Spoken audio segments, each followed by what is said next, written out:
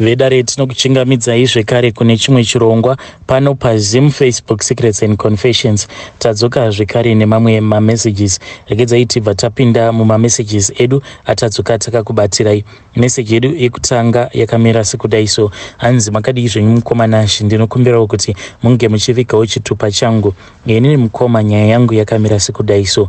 Inini ndakatorombawo ende ndikuda kukonfesa kuti zvechokwadi ndakaromba uye zvekare ndakazosacrifice ende kusacrifice kwandakaita uku zvinhu zvakashata zvandakaita ende zvose izvi mukoma zvandakaita pekutanga ndichinoita zvinhu izvi ndainge ndakanyengererwa neshamwari yangu. Shamwari yangu ndokubva yandinyengera akabva ati handei timbonozama laki timboenda kun'anga tinozama laki. Asi zvakazoitika mukoma ndezvekuti takazoti taenda kuya mukoma nashe iye Mushure Mekunge atadza kuzadzikisa mhiko dzake zvekare nayewo ndamunyengera akabva azoshayika ende zvinhu izvi zvakaitika last year. Nyaya yangu mukoma yakamira sekudai so. Inini neshamwari yangu takasarudza kuti tainge tichida kutanga small business venture ako katainge tichida kutanga tiri 2. So takabva tatora mari dzedu ndokubva tazodziisa pamwe chete tikabva tati ngatizamei something zvekuti tinge tichizokwanisa kufita mhuri dzedu. Saka zvatainge tichita tainge tichitawo zvechikorokoza ende tainge tichizviita munzvimbo yemazowe ndo matainge tichita zvinhu zvose izvi. Saka takazoti tatanga kabusiness venture kedu aka kadiki zvinhu zvedu mukoma hazvina kana kumbogara zvatifambira zvakanaka. Zvadaro mukoma nashe iye shamwari yangu ndipo paakabva azoti tarirawo neshamwari kuti zvinhu zvose zvatainge takaronga hapana kana chimwe zvacho chiri kumbobudirira. Tadii tazama kuti tinge tichimboshanyira vana godobori. Kana tikashanyira vana godobori zvimwe kuda zvinhu zvedu zvinokwanisa kuzoita right tikabva tazowanawo laki. Zvadaro mukoma nashe takazoti tasvika pamba paya pagodobori mhiko dzacho dzatakaitiswa dzakaita sekunge dzainge dziri mhiko dzainge dzisina kana kumboshata nekuti zvatakaitiswa ndezvekuti takabva tanzi taifanira kuti tinge tichingotenga mbudzi. Mushure mekunge tatenga mbudzi then mbudzi iyoyo takabva tazoivhiya tikabva tazonzi umwe noumwe aifanira kuti ainge achizotora hafu. Saka ndakabva ndatora hafu yangu iyo yandakatora ndakabva ndazoenda ndokubva ndazonoiviga pamba then iyewo akabva azoendawo akanoviga yakewo hafu pamba.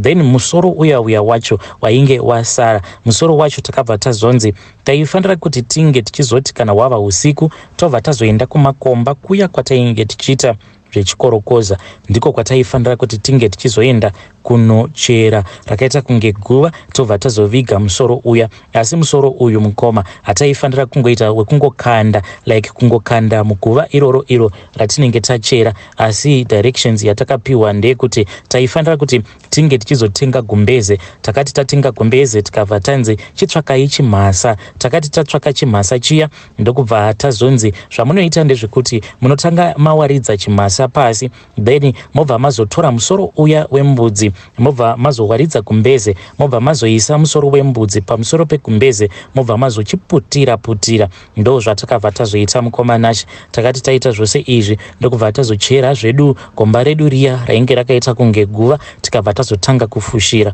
Takafushira mukoma nashe zvose izvi takazviita pakati pawo usiku.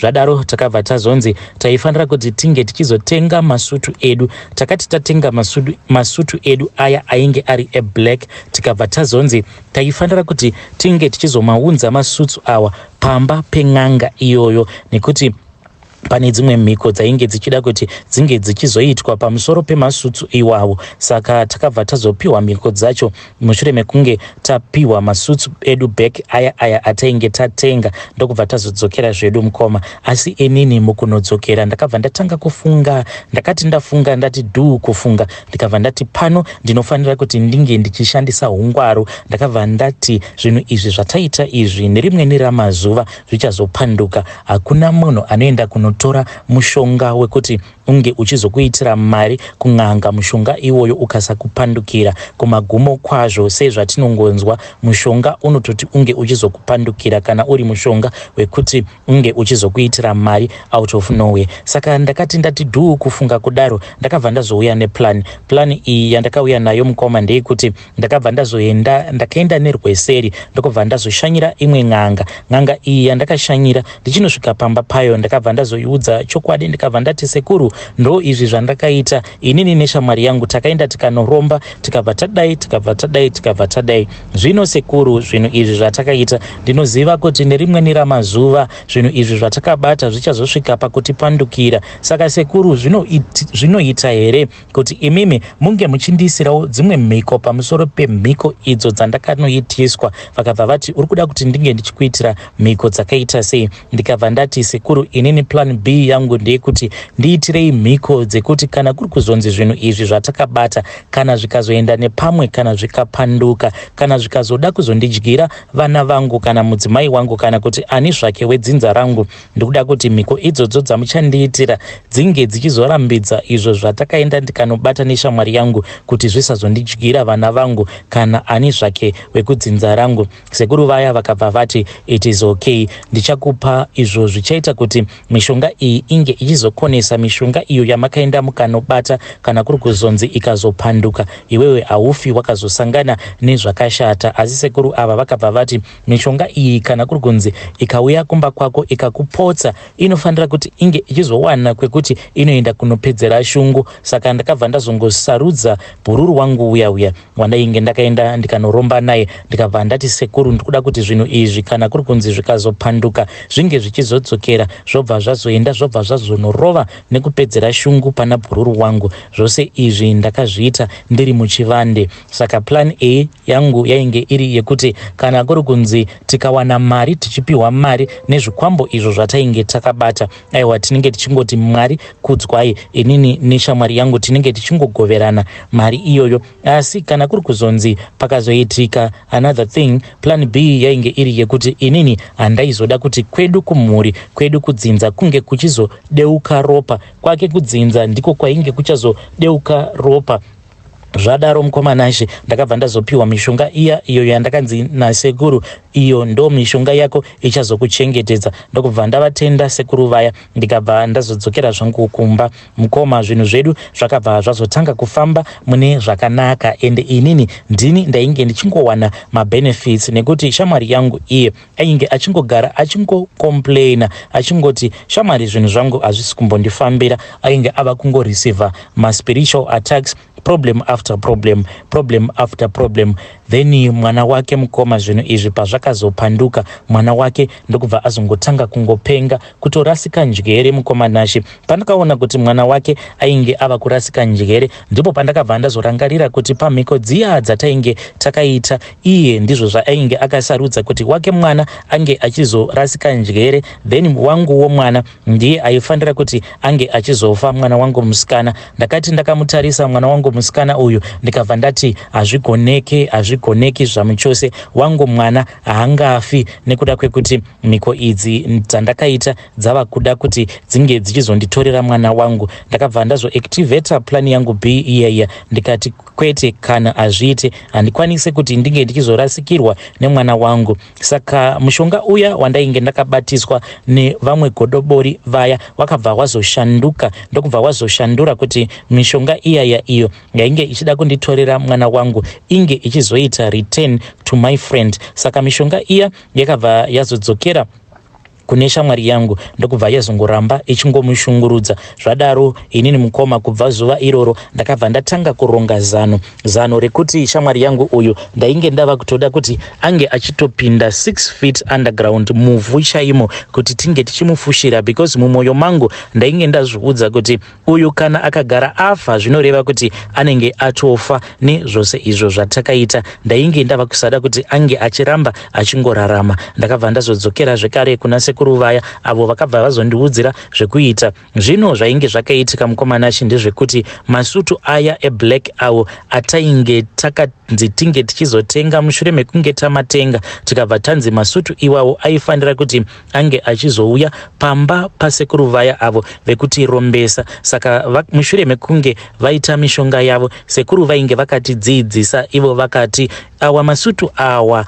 amatenga awa matsva eblack awa munofanira kuziva kuti once azopinda mudzimba dzenyu haafanire kuti ange achizovirirwa nezuva asipo payadhi, nekuti kana zvikagara zvadaro zvinobva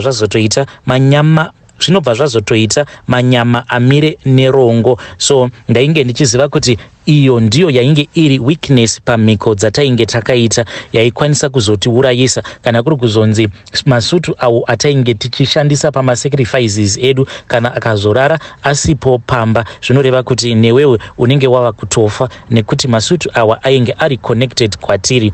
Ndakabva ndazoenda kune shamwari yangu ndikabva ndati naisawira, pane kwandiri kuda kuti ndinge ndichimhanya, ndiri kukumbirawo kuti unge uchindipawo sutu yako iya yaunoshandisa pamhiko dzako, sezvo iye ainge ari munhu wekuziva, sezvo ainge ari munhu wekuti ndainge ndakarombawo naye, hapana kana chaakambondifungira, akangondirangaridza akati sawira ndichakupa sutu yangu, asi unofanira kuti unge uchizorangarira kuti mhiko dzangu idzo ndinofanira kuti sutu iyi inge ichizorara pano. Mhiko dzangu sezvaunoziva sutu iyi haifaniri kuti virirwa nezuva isati yasvika pano. Ndikabva ndati ndinozviziva wangu, ndinozviziva, nditruste. Saka iye akabva azongonditrusta mukoma ndokubva azondipa sutu yake yeblack. Saka ndakati ndichingonotora sutu yake yeblack ndikabva ndatoti iwe watodzva, iwe watofa. Ndokubva ndatora sutu iya mukoma, handina kana kumbogara, ndadzokera kumba kwake. Zuva rakati richinonyura, sutu iya yake ndainge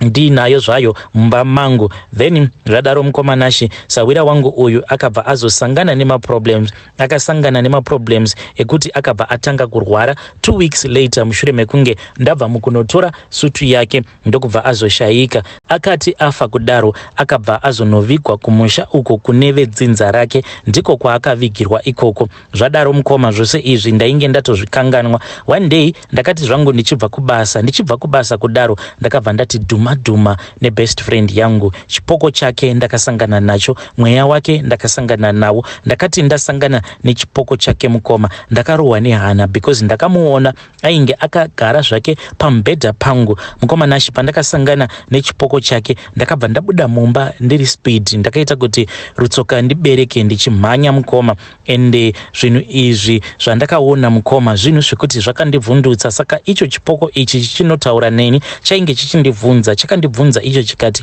ko naisawira ndakakutadzirei? Naisawira wangu, ko why wakandinyengera? Why is it wakauya kumba ukabva wandinyengera iwewe uchiziva kuti zvako wainge uchida kundiurayisa? Why wakasarudza kuita zvinhu zvakadai? Why wakatora sutu yangu wakasarudza kundinyengera?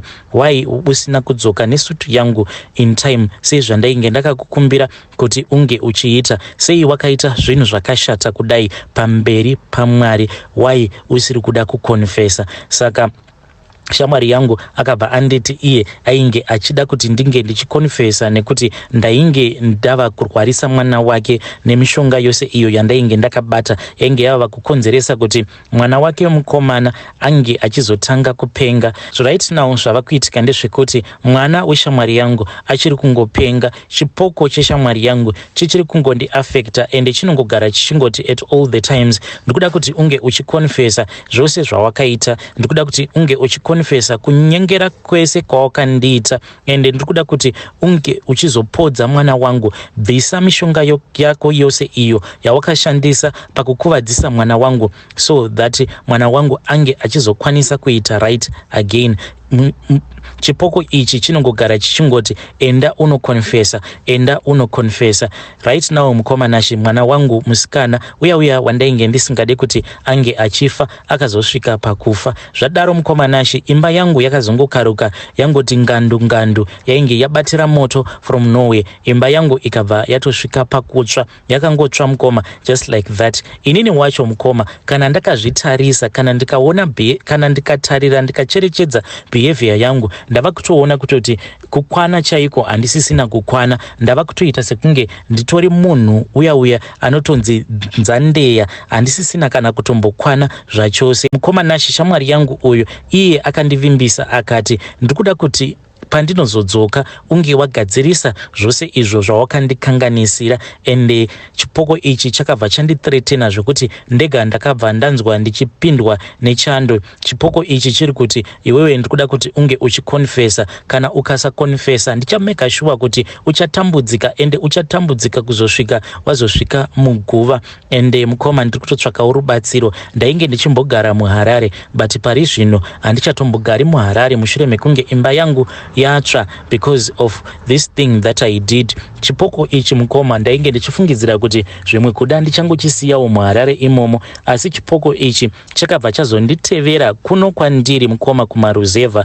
Please mukoma Nashi ndibatsireiwo nekuti handidi kuti ndinge ndichizosvika pakupenga, because chinhu chinonzi kupenga hachisi chinhu chiri nyore, neniwo ndinototya kuti ndizonzi one day ndava kutopenga. Please kana muinewo zvamunoziva zvinokwanisa kushandiswa so that kana ndikazoshandisa zvinhu izvozvo ndinokwanisawo kuzoita sekunge ndiri nani ndichidzingawo mweya wemufi. Kana kuine vanhu vanoziva maherbs, please vaudzeiwo vange vachindibatsira kuti maherbs api andingashandisa kuitira kuti ndinge ndichizodzinga chipoko ichi chebest friend yangu chiri kungoramba chichinditeverera. Handichadi kuti chipoko ichi chirambe chichingondishungurudza se zvachiri kuita right now. Ndinokumbirawo kuti munge muchindipawo maideas. Pari zvino ndiri kugara zvangu munzvimbo yemarondera. Hey vedare, ndo message iyo yandakatumidzirwa ichibva kuna mukoma vedu. This message was sent to one of our admins. Pane vaya vakamboenda kumazowe vakabva vazotumidzirwa message iyi, zvinhu zvekuti zvichiri kutoitika. Please let us try to talk about this issue in the comment section. Saka chikumbiro chavo ndechekuti hanzi kana kuine munhu anozivawo maherbs ekuti kana ndikamashandisa mumba maherbs iwawo anozokwanisa kudzinga mweya wechipoko.